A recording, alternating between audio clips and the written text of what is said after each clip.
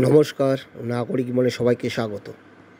26,000 চাকরি বাতিল মামলা, যেটা সুপ্রিম কোর্ট অর্ডার দিয়েছিল যে 31শে মের মধ্যে বিজ্ঞপ্তি প্রকাশ করতে হবে এবং ডিসেম্বরের মধ্যেই নিয়োগ কমপ্লিট করতে হবে। সেই প্রেক্ষাপটেই প্রতিবেদন। সময় শেষের পথে। নিয়োগ বিজ্ঞপ্তি কবে এসএসসির? কারণ আজকে 25 তারিখ 26 তারিখ হচ্ছে। সুপ্রিম রায়ে চাকরিহারারা যোগ্য শিক্ষাকর্মীদের একাংশ সল্টলেকে স্থায়ী চাকরি ফেরতের দাবিতে অবস্থান চালাচ্ছেন। সুপ্রিম কোর্টের প্রধান বিচারপতির বেঞ্চ 3রা এপ্রিলের রায়ে সমস্ত চাকরি বাতিলের পাশাপাশি ফের নিয়োগ পরীক্ষায় যে নির্দেশ দিয়েছিল তা মেনে চাকরিহারারা পরীক্ষায় বসতে চান না বলেই বারবার জানিয়েছেন। তারা রাজ্য সরকারের কাছে এই সংক্রান্ত স্থায়ী বিহিতের দাবি জানিয়েছেন।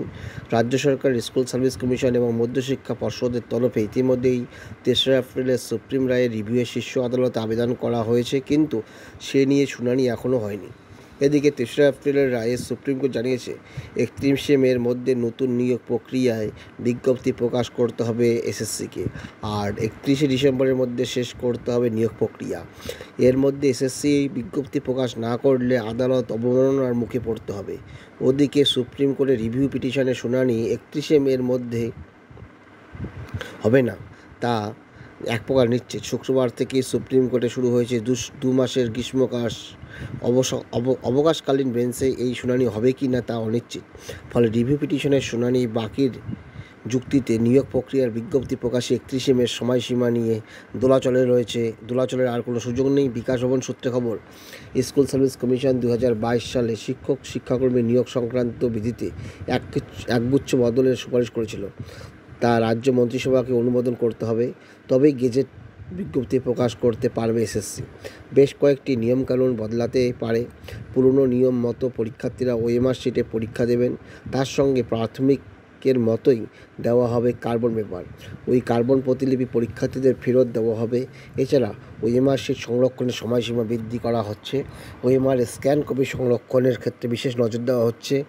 শিক্ষক ও শিক্ষাকর্মী নিয়োগে প্যানেলের মেয়াদ ছিল 1 বছর, সেই মেয়াদ আরও 6 মাস বাড়াতে পারে। এমনকি ইন্টারভিউর ক্ষেত্রে নিয়ম বদল হতে পারে। এই নিয়োগ প্রক্রিয়ার সুযোগের আশায় রয়েছেন নতুন লক্ষ লক্ষ চাকরিপ্রার্থী। 2016 সালের পর আর কোনো মাধ্যমিক ও উচ্চ মাধ্যমিক স্তরে নিয়োগই হয়নি রাজ্যে। শিক্ষক শূন্যতায় রাজ্যে স্কুল শিক্ষা ব্যবস্থা ভেঙে পড়ার উপক্রমের কথা সুপ্রিম কোর্টে তাদের মডিফিকেশন অ্যাপ্লিকেশনে প্রকারান্তরে মধ্যশিক্ষা পর্ষদ মেনে নিয়েছিল।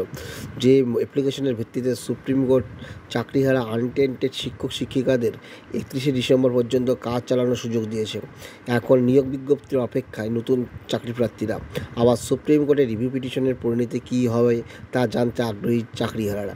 এই প্রেক্ষাপটের উপর দাঁড়িয়ে রয়েছে 26,000 চাকরি বাতিল মামলা।